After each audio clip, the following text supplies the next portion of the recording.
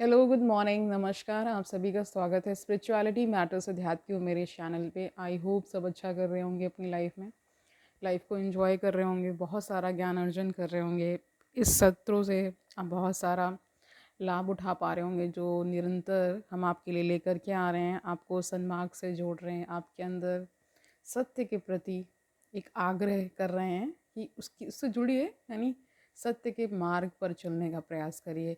कि हम ये लेकर के रोज़ रोज़ सेशंस आपके लिए आते हैं, इसका भी लाभ उठाइए। इसको अपने जीवन में जो शिक्षाएं दी जाती हैं, जो प्रवचन बहुत सारे महर्षियों ज्ञानियों ने हमको दिए हैं, उनको अपने जीवन में उतारने का प्रयास करिए। और साथ ही साथ ये भी करिए कि देखिए खुद में क्या क्या बदलाव आता है, उसको भी नोटिस करिए, उसको भी डायरी में लिखिए, मुझे अवगत कराइए, कमेंट सेक्शन में बताइए कि आपको क्या क्या लाभ हो रहा है।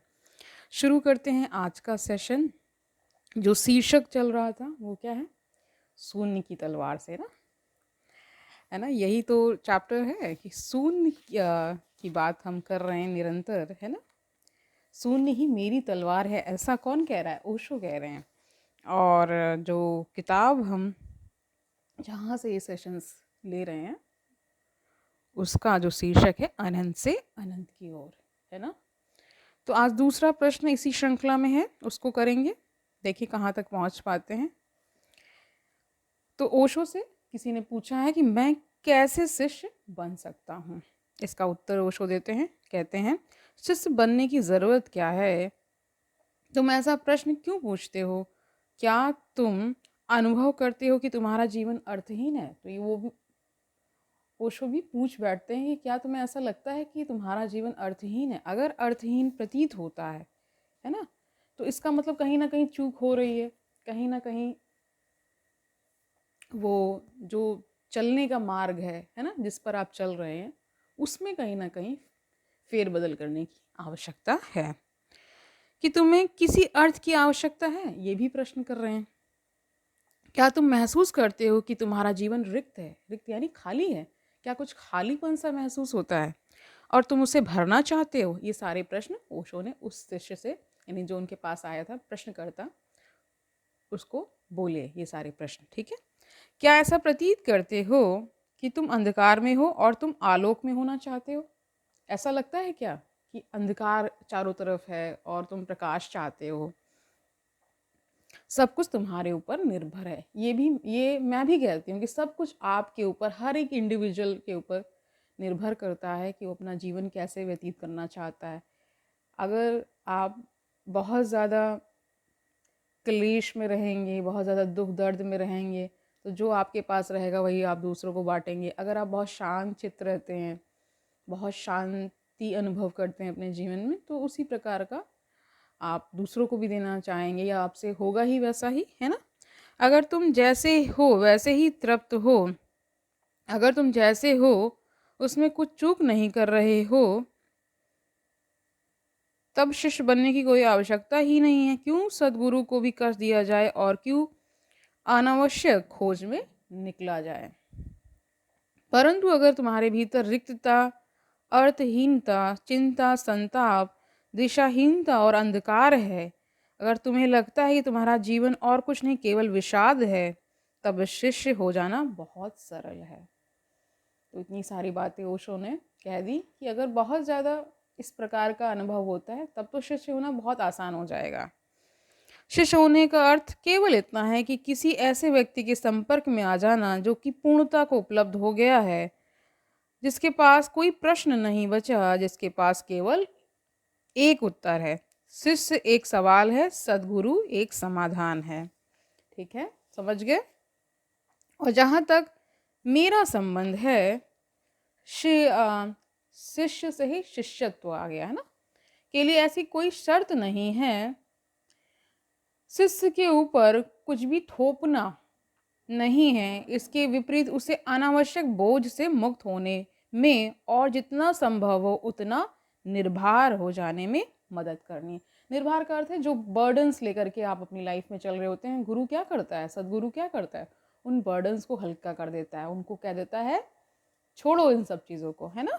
और जैसे आप छोड़ते हैं वैसा ही आप हल्का अनुभव करने लगते हैं, और ये एक तरह की कृपा ही होती है गुरु की आप पर, है ना।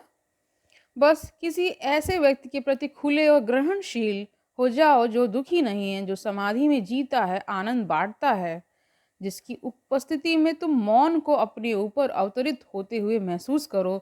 बस अपना हृदय उसके प्रति खोल देना, तुम्हारे पास अपने दुखों को खोने के अतिरिक्त और कुछ भी नहीं है। तो गुरु अक्सर ऐसा ही करते हैं, है ना। बहुत सारा दुख से आपको निर्भर कर देते हैं, यानी वो जो बर्डन दुख का आप लेके चल रहे होते हैं उससे मुक्त कर देते हैं। कार्ल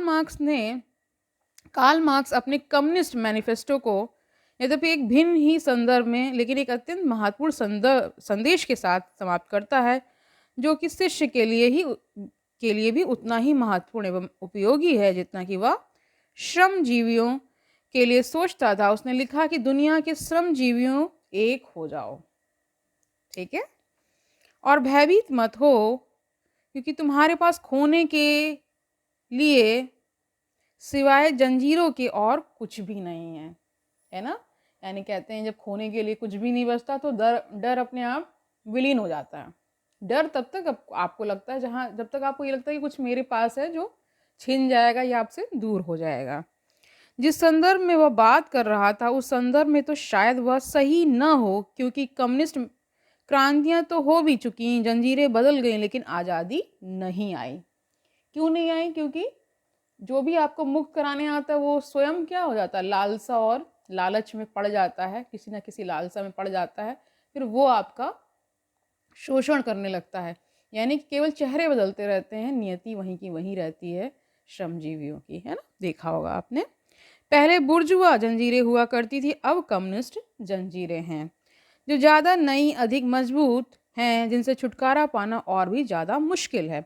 आपने कार्ल मार्क्स को पढ़ा होगा, नहीं पढ़ा है तो जान लीजिए, उनका कम्युनिस्ट मैनिफेस्टो, कैपिटल, है ना, ये सब उनकी किताबों के नाम हैं। इस पर उन्होंने बहुत गहन चर्चा की है ना। डायलेक्टिकल मेटेरियलिज्म उनकी मतलब किताब है, उनका शोध रहा है उस पर, है ना।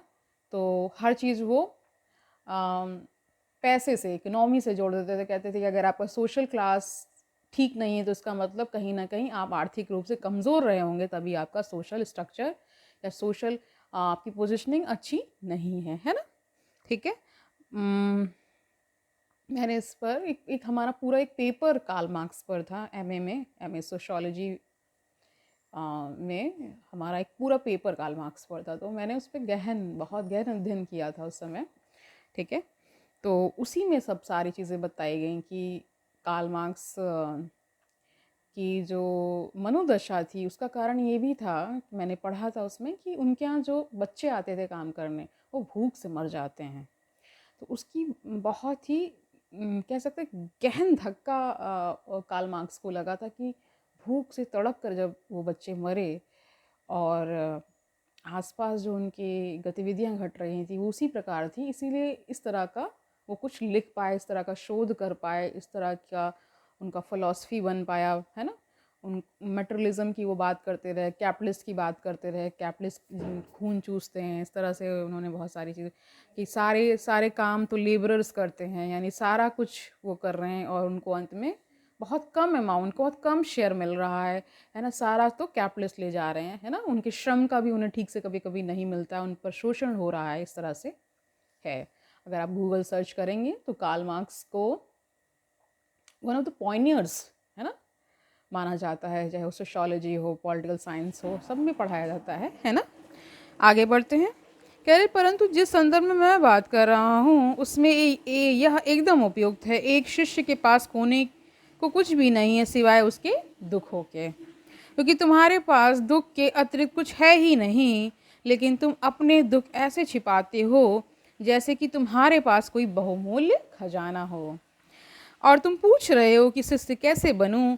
बस अपने दुखों को किसी ऐसे व्यक्ति के चरणों में रख दो जिसकी आंखों में ऐसी ज्योति हो जो अंधेरे के पार जा रही हो, जो आनंद और धन्यता के मार्ग की ओर इंगित कर रही हो। तो ऐसे व्यक्ति को ही खोजना है और फिर उसके चरणों में अपने सारे दुखों को रख देना। अगर जब तक ऐसा कोई व्यक्ति नहीं मिल रहा है तब तक भगवान के चरणों में अगर रख देंगे अपने सारे दुखों को, अपना सारा भार भगवान के सामने हल्का कर देंगे तो वो निश्चित ही ऐसा होता है कि जब आप किसी को अपना सर्वस्व कह सकते हैं ना, जो भी आपके जीवन में है सब कुछ उन्हें समर्पित एक ऐसी सत्ता को कर देते हैं, तो निश्चित ही वो ईश्वर, वो परम सत्ता आपको मदद भी करती है, क्योंकि आप स्वयं की मदद करने में लग जाते हैं ना। वो आंतरिक शक्ति तो आपके अंदर ही अवेलेबल है ना, सारी चीज़ें उसको अगर सही दिशा में ले जाते हैं, दुखों को समझ, देखिए दुख जो है आपके जीवन का, उसको जब आप समझ जाते हैं, समझना यानी उसकी एक बेसिक अंडरस्टैंडिंग हो गई आपकी, तो फिर क्या होगा, धीरे धीरे आप उसमें या तो जीना सीख जाएंगे या फिर आपको ये लगेगा कि ये जीवन मिला है ना, तो उसमें ये सारी चीज़ें हैं ना, तो फिर उतना फ़र्क नहीं पड़ता है जब आप अपने आसपास लोगों को इधर उधर देखते हैं कि कितने कष्ट में हैं, कितनी पीड़ा में हैं, तो उनकी पीड़ा को जब आप दूर करने की कोशिश करने लगते हैं तो अपनी आप पीड़ा को भूल जाते हैं। कहीं मैंने किसी मूवी का ही डायलॉग है या कहीं मैंने पढ़ा ही था कि अगर आप अपने दुख को कम करना चाहते हैं तो दूसरे के दुख को कम करना शुरू करें, तो निश्चित ही उसमें आपकी भी हीलिंग हो जाएगी। हीलिंग इज़ इम्पॉर्टेंट, है ना।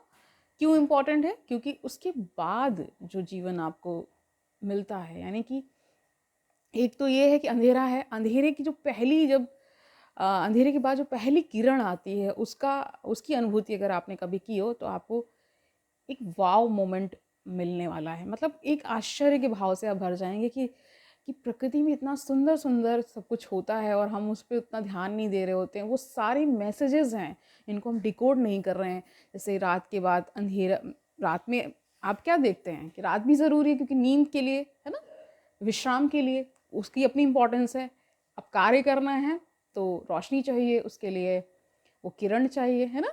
तो वैसे ही आपके जीवन में सनशाइन कब आती है? जब बहुत अंधेरा होता है और कभी कभी अपने जीवन में भी महसूस होता है कि अब इस दुख से निकल ही नहीं पाएंगे, लेकिन ऐसा कभी हुआ नहीं कि रात के बाद सुबह ना हुई हो। तो ये ऐसी चीज़ें हैं जिनका कोई तोड़ नहीं है ना।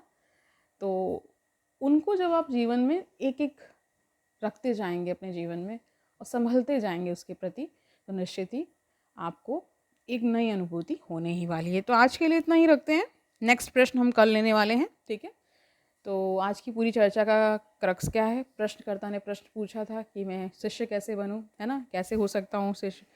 तो ओशो ने उत्तर दिया कि अपने दुखों को ऐसे किसी व्यक्ति के चरणों में रख दीजिए जिसकी आंखों में एक ज्योति हो, जो अंधेरे के पार जा रही हो, ठीक है, जो आनंद और धन्यता के मार्ग की ओर इंगित कर रही हो, ठीक है। तो आज के लिए इतना ही रखते हैं, कल मिलते हैं। तब तक आनंद से रहिए, सुखपूर्वक अपना जीवन व्यतीत करिए, दूसरों को सुखी करिए और ये भी याद रखिए कि ये ज्ञान कितना आवश्यक है अनंत से अनंत की ओर। कल मिलते हैं, तब तक के लिए हरिओम तत्सत।